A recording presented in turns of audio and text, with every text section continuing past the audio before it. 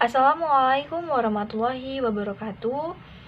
Pada kesempatan kali ini, saya akan mempresentasikan PowerPoint yang telah saya buat untuk memenuhi tugas mata kuliah biologi dasar tentang ekologi hutan mangrove di daerah Jawa.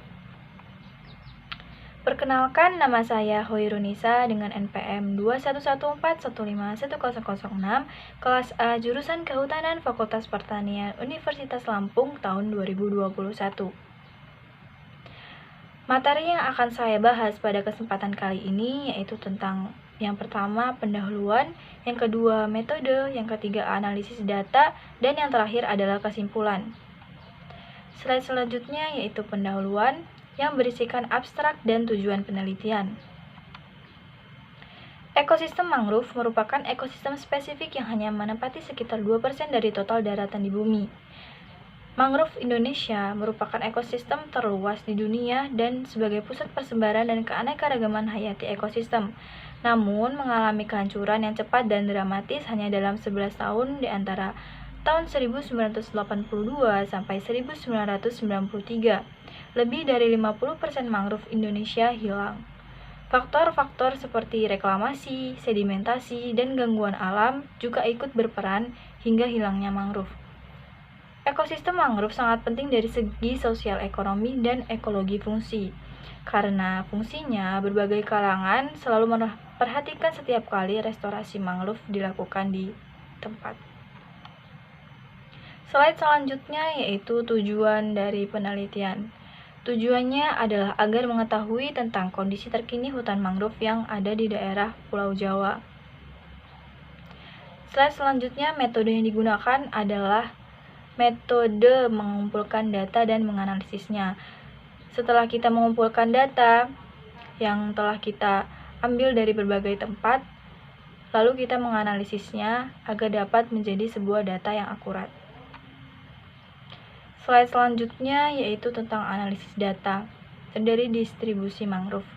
Terlihat bahwa dalam PowerPoint yang telah saya tampilkan terdapat bahwa diagram yang menjelaskan tentang di dunia mangrove terbagi menjadi dua kawasan utama, yaitu meliputi Indo-Pasifik Barat dan Amerika sampai Afrika Barat. Indo-Pasifik Barat yang meliputi Asia, India, dan Afrika Timur. Ekosistem mangrove di Indonesia umumnya terpecah-pecah dalam kelompok-kelompok kecil, sebagian besar terletak di Irian atau Papua. Mangrove di Jawa, Sumatera, Sulawesi, Kalimantan, dan Irian sudah terpengaruh kegiatan pembangunan, sedangkan di Maluku dan Nusa Tenggara relatif masih alami. Bisa kita lihat dalam diagram bahwa inilah daerah-daerah yang ada di Indonesia yang memiliki ekosistem hutan mangrove. Slide selanjutnya yaitu peran ekologi mangrove. Mangrove juga memiliki fungsi ekologi yang tidak kalah penting, antara lain untuk sekuentrasi karbon, menyaring dan menangkap bahan pencemar, menjaga stabilitas pantai dan erosi, intrusi laut dan tekanan badai, membentuk daratan baru, menjaga kealamian habitat menjadi tempat bersarang, memijah dan membesarkan anak berbagai jenis ikan, udang, kerang, burung, dan fauna lain, serta memiliki fungsi sosial sebagai area konservasi, pendidikan, ekoturisme, dan identitas budaya. Kerusakan ekosistem mangrove disebut juga dengan degradasi ekosistem mangrove yang didorong oleh faktor-faktor. Faktor-faktor itu adalah pertambangan penduduk hingga dibutuhkan lebih banyak jalan pemukiman, kawasan industri, pelabuhan, dan lain-lain. Keuntungan permukiman seperti tambak ikan dan udang, tambak garam dan sawah, kurangnya perhatian pemerintah, peraturan yang tidak jelas, teknik penebangan hutan yang tidak lestari, serta lemahnya sumber daya manusia dan alokasi dana. Ancaman pelestarian ekosistem mangrove. Pertambahan penduduk, penebangan hutan, dan pertambakan merupakan 3 ancaman utama kelestarian hutan mangrove di Jawa. Namun, mangrove dapat pula rusak akibat reklamasi dan sedimentasi yang berlebih, pencemaran lingkungan, dan pertambangan. Jawa merupakan kawasan dengan penduduk paling padat di dunia, di mana 60% penduduk Indonesia yang jumlahnya lebih dari 200 juta tinggal di pulau yang luasnya hanya 1/5 luas negeri Indonesia.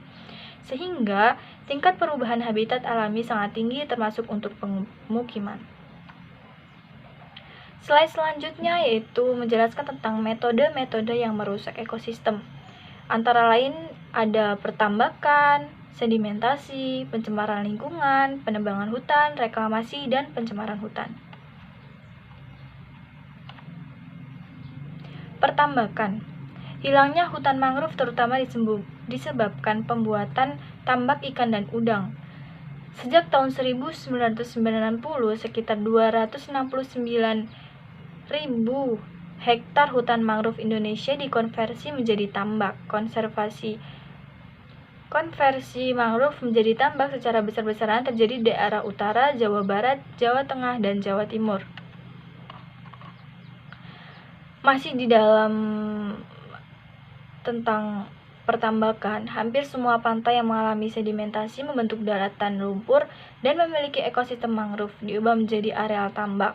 Secara intensif, hal ini berlangsung di antara Pulau Indramayu, Brebes, Pekalongan, Demak, Pati, Rembang, Lamongan, Gresik, dan Situbondo. Meskipun beberapa areal tambak tampaknya tidak lagi produktif akibat perubahan hidrologi, edafit, penyakit, dan pencemaran lingkungan. Yang kedua adalah penebangan hutan. Kerusakan ekosistem mangrove tidak hanya terjadi di luar, tetapi di dalam kawasan hutan itu sendiri.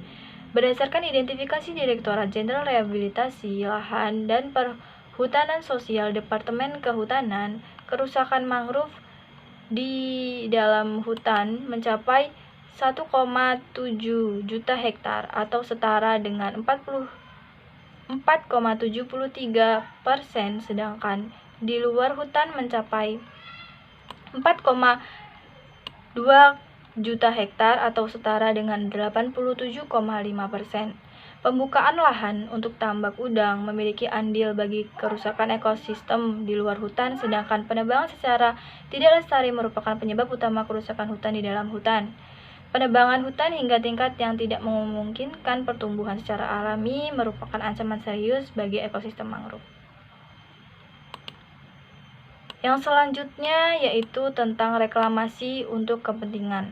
Industri dan pelabuhan telah banyak dilakukan di pantai utara Jawa. Namun, reklamasi besar-besaran tampaknya baru akan dilakukan dalam mega proyek Jakarta Waterfront City di pantai utara Jakarta dan Jawa Barat.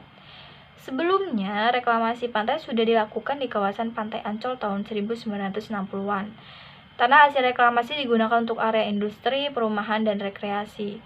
Konversi mangrove untuk pemukiman juga pernah dilakukan pada tahun 1990-an di Pantai Kapuk. Reklamasi seharusnya tidak hanya memperluas daratan, tetapi juga memperbaiki lingkungan sekitarnya. Slide selanjutnya yaitu sedimentasi. Sedimentasi merupakan masalah serius pada semua sungai-sungai besar di Jawa, Sumatera, dan Kalimantan. Hal ini terkait dengan intensitas kegiatan manusia di daerah aliran sungai sehingga menjadi suatu hal yang tampaknya sulit dihindari, khususnya di Jawa yang mengingat tingginya populasi penduduk. Sedimentasi yang berdampak serius terhadap kelangsungan ekosistem mangrove terjadi di Segara Anakan. Sedimentasi merupakan faktor dinamis yang mendorong terbentuknya ekosistem mangrove. Namun, sedimentasi yang berlebih di Segara Anakan akan mengubur laguna dan merubahnya menjadi ekosistem daratan. Yang selanjutnya yaitu pencemaran lingkungan. Kawasan mangrove merupakan habitat antara laut dan daratan, sehingga pencemaran yang terjadi di laut maupun di daratan dapat berdampak pada kawasan ini. Sekitar 80% pencemaran di laut berasal dari daratan, seperti dari industri pertanian dan rumah tangga. Sumber pencemaran terbesar di laut berasal dari aliran permukaan dari daratan, emisi pesawat terbang, pelayaran dan tumpahan minyak, pembuangan limbah ke laut, dan kegiatan penambahan lepas pantai. Bahan pencemar seperti minyak, sampah, dan limbah industri akan menutupi akar mangrove sehingga mengurangi kemampuan respirasi, osmoregulasi, dan akhirnya ekosistem itu ada mati. Tumpahan minyak mendapat perhatian besar karena menyebabkan banyak kerusakan jangka panjang pada ekosistem mangrove. Tumpahan minyak di laut akan terbawa ke kawasan mangrove pada saat air pasang lalu terdeposit di permukaan sedimen dan akar pohon ketika air surut.